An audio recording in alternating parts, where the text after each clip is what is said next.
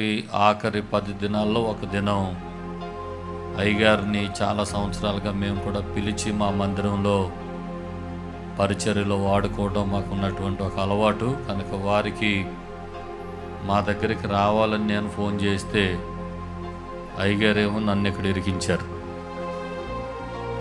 తప్పకుండా మీ దగ్గరికి వస్తాను, కానీ మీరు ఒకసారి మా దగ్గరికి రండి అని ఈరోజు ఆహ్వానించారు. నేను చాలా ధన్యతగా ఫీల్ అయ్యాను. ఎందుకంటే హోసన్న పరిచర్యలలో హనుమాన్ జంక్షన్ కంటూ ఒక మార్క్ ఉంది. మా చిన్నతనం నుండి కూడా ఇక్కడ జరిగే ఆల్నైట్ ప్రేయర్లు, దైవ సేవకులు ఏసన్న గారు ఇక్కడ ప్రతి నెల రావడం, తర్వాత దైవ సేవకులు దేవదాసయ్య గారి పరిచర్యలు, కొన్ని ప్రాంతాల్లో పరిచర్యలు కొందరు దైవ సేవకులను బట్టి ఆ ఊరికే ఘనత. ఆమెన్, హల్లెలూయా. అలాగే హనుమాన్ జంక్షన్ పేరు చెప్తే క్రైస్తవ లోకానికి గుర్తొచ్చేది దేవదాసయ్య గారు. దేవునికి స్తోత్ర.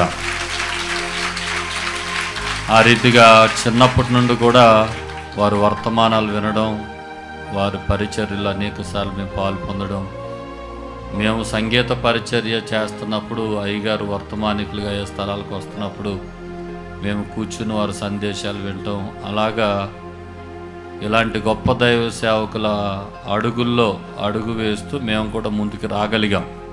దేవునికి స్తోత్ర.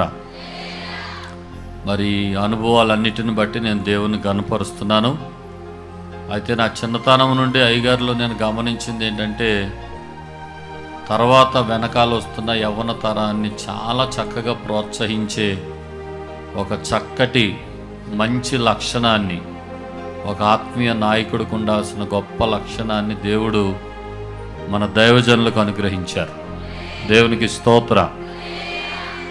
ఒకసారి చాలా సంవత్సరాల క్రితం నాకు బాగా గుర్తుంది, ఇప్పటికీ చాలామందితో చెప్తూ ఉంటాను. కైకులూరు రోడ్లో దయ్యంపాడని ఒక ఊరిలో అయ్యగారు మీటింగ్కి వచ్చారు. మేము సంగీత పరిచర్య చేస్తున్నాం. అక్కడ పరిచర్య అంతా అయిపోయిన తర్వాత అయ్యగారు వెళ్ళిపోతూ రోడ్డు మీద అందరూ పలకరిస్తున్నారు. నేను కూడా అక్కడి నుంచి అయ్యా వందనాలండి అన్నాను. ఆయన నన్ను పిలిచి, మేము ప్రయాణమే వెళ్ళిపోతున్నాం కానీ మాకు చిన్న ప్రార్థన చేసి పంపించండి అన్నారు నన్ను. నేనేమో అక్కడ సంగీతం వాయించడానికి వచ్చాను. ఆ కారు దగ్గర నుంచుని అయ్యగారి కోసం ప్రార్థన చేయమంటుంటే నిజంగానే అంటున్నారా లేకపోతే నన్ను పరీక్షించడానికి అంటున్నారో నాకు అర్థం కాలేదు. వారు నిజంగానే అన్నారు. నిజంగానే ప్రార్థన చేశాను.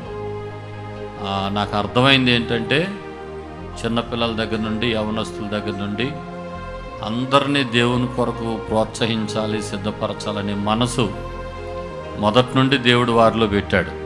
దేవునికి స్తోత్ర. ఎందుకు ఈ మాట చెప్తున్నానంటే, క్రొత్తగా సేవకు వచ్చిన వాళ్ళకి ఎంకరేజ్మెంట్ లేకపోతే వారు మంచి సేవ చేయలేరు. కనుక ఈ దైవజనుల్లో దేవుడు అనుగ్రహించిన ఆ పరిపక్వతను బట్టి, ఆ మంచి మనసును బట్టి నేను దేవుని ఎంతో ఘనపరుస్తూ, మరి ఈ పరిచర్యలలో, ఇలాంటి గొప్ప పరిచర్యలో ఈ ఉదయకాలం నేను కూడా ఉండడాన్ని బట్టి దేవుని స్తుతిస్తున్నాను. దేవునికి స్తోత్ర.